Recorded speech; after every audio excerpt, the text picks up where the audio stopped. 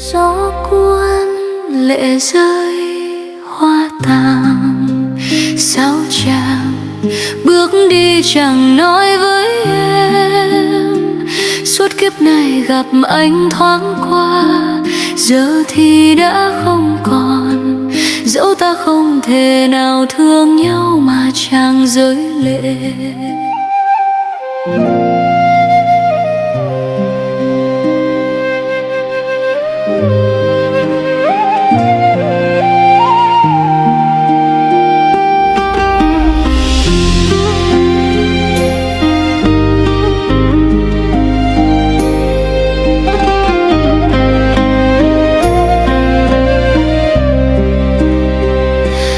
Gió cuốn lệ rơi hoa tàn, sao chàng bước đi chẳng nói với em.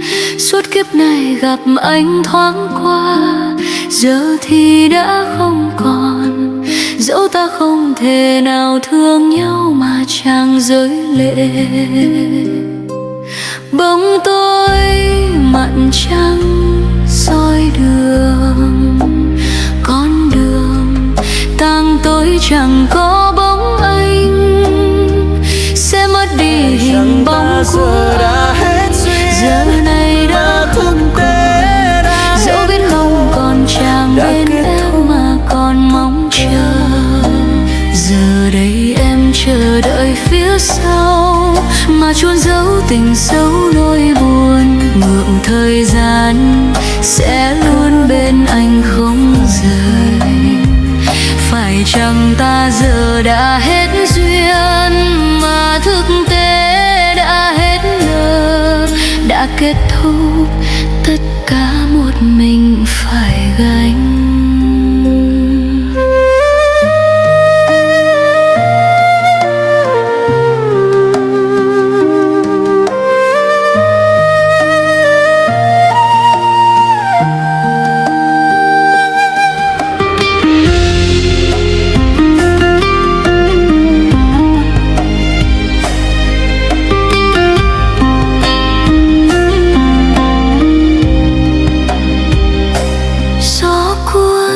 Lệ rơi hoa tàn, sao chàng bước đi chẳng nói với em.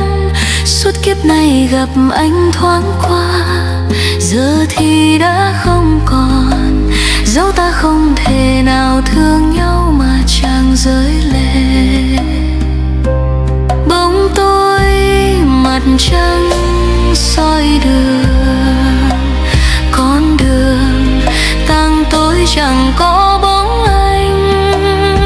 Sẽ mất đi hình bóng của ai, giờ này đã không còn. Dẫu biết không còn chàng bên em mà còn mong chờ. Giờ đây em chờ đợi phía sau, mà chôn giấu tình sâu nỗi buồn. Ngược thời gian sẽ luôn bên anh không rời.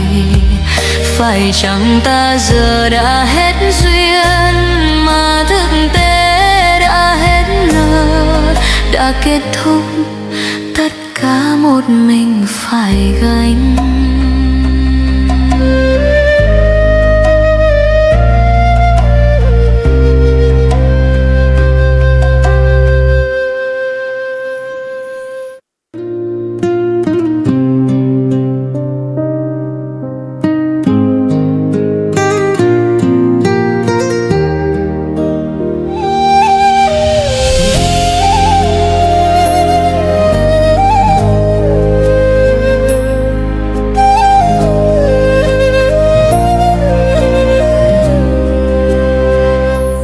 Gió cuốn lệ rơi hoa tàn, sao nàng bước đi chẳng nói với anh.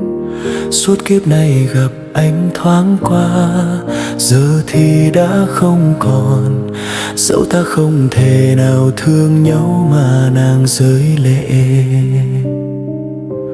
Bóng tối mặt trăng soi đường, con đường tang tối chẳng có bóng em. sẽ mất đi hình bóng của em. Giờ này đã không còn, dẫu biết không còn nàng bên anh mà còn mong chờ. Giờ đây anh chờ đợi phía sau, mà chôn giấu tình sâu nỗi buồn. Ngược thời gian sẽ luôn bên em không rời. Phải chăng ta giờ đã hết duyên, mà thực tế đã hết nợ, đã kết thúc tất cả một mình phải gánh.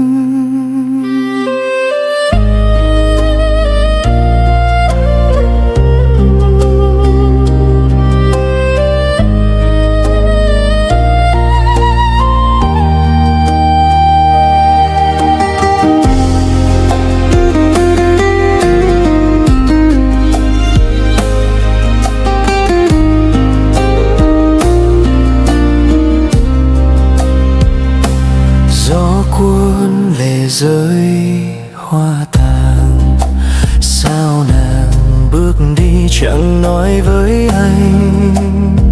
Suốt kiếp này gặp em thoáng qua, giờ thì đã không còn. Dẫu ta không thể nào thương nhau mà nàng rơi lệ.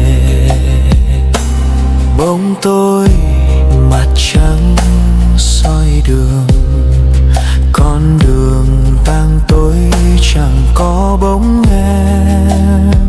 Sẽ mất đi hình bóng của em, giờ này đã không còn. Dẫu biết không còn nàng bên anh mà còn mong chờ.